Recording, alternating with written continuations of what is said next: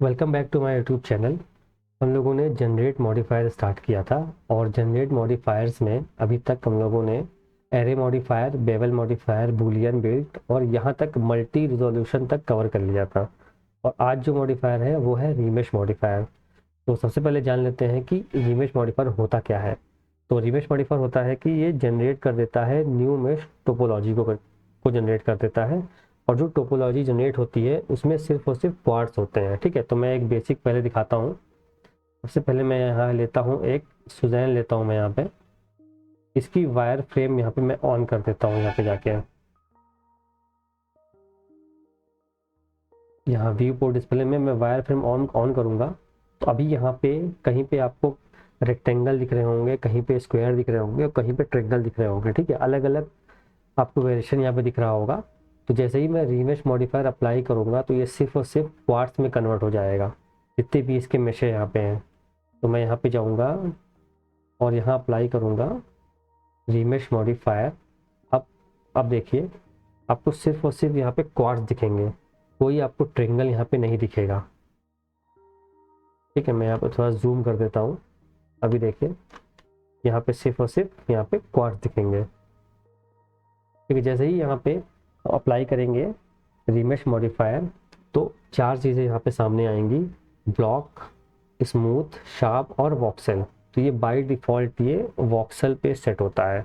इस रीमेश मॉडिफायर का use scripting में ज़्यादा होता है, वहाँ पे ज़्यादा इसके वेरिएशंस हैं। मैं दिखाता हूँ।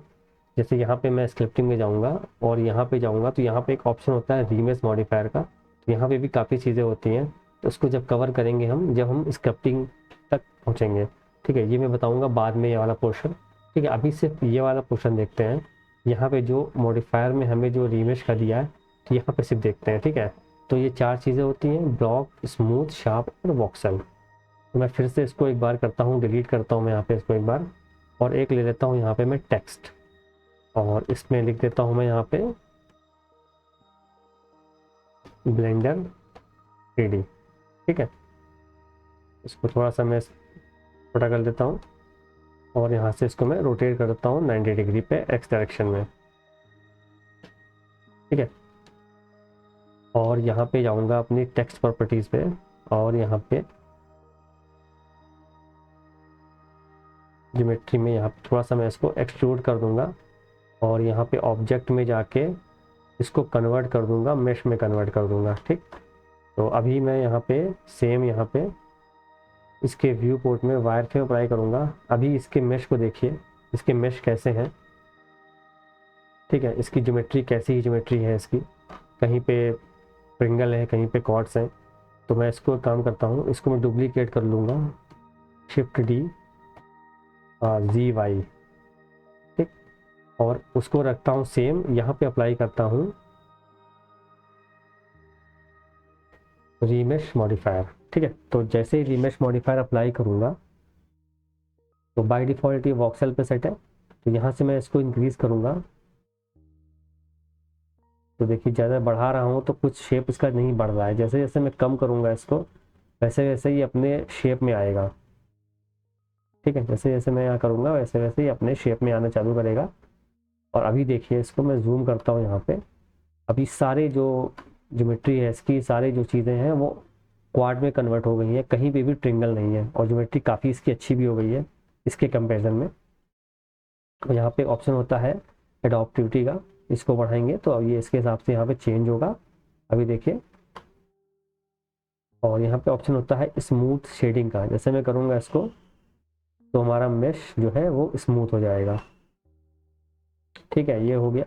इसके बाद यहाँ पे ऑप्शन होता है शार्प का, तो सेम चीज़ है। ऑक्ट्रा को मैं अगर इंक्रीज करूँगा, यहाँ पे रिमूव डिस्कनेक्ट पे टिक है, तो मैं जैसे इसको अनटिक करूँगा तो ये अपने पूरी जो टेक्स्ट है वो यहाँ पे हमें शो होगा। जैसे यहाँ में अगर मैं इसको टिक कर दूँगा तो यहाँ से ये गायब हो गया है। ठीक है, तो यहाँ से हम इसको चेंज कर सकते हैं। इसका स्केल है, शार्पनेस है, यहाँ से भी स्मूथ का ऑप्शन होता है, यहाँ से भी होता है। सेम चीज़ यहाँ पे भी है, स्मूथ का ऑटोमेटिक स्मूथ इसमें लग के आएगा।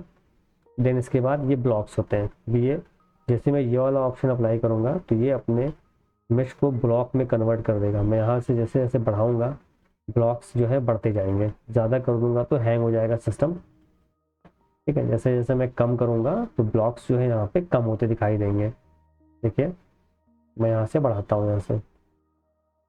ठीक, तो मैं एक काम करता हूँ, इसको हाइड करता हूँ यहाँ से और एक लेता हूँ सुजैन और यहाँ अप्लाई कर देता हूँ। एक बार मैं ये वाला मॉडिफायर यहाँ से अप्लाई करता हूँ, सब डिवीज़न मॉडिफायर्स, और सेट करता हूँ लेवल 2 विपोर्ट और अप्लाई कर देता हूँ। अभी अप्लाई करता हूँ रिमेश मॉडिफायर, ऑप्शन जाता हूँ ब्लॉक वाला, तो ब्लॉक वाला ऑप्शन है, यहाँ से मैं ब्लॉक को इंक्रीज करूँगा, ये देखिए, और स्मूथ शेड कर दूंगा यहाँ पे। ठीक है, तो ये रिमेश मॉडिफायर हो गया, कुछ इस तरह से ये वर्क करता है। अब मिलते हैं नेक्स्ट वीडियो में। जो हमारा नेक्स्ट मॉडिफायर होगा वो होगा स्क्रू मॉडिफायर। उसके बाद हम एक एक करके ये सारे मॉडिफायर वायर फ्रेम तक कवर करेंगे।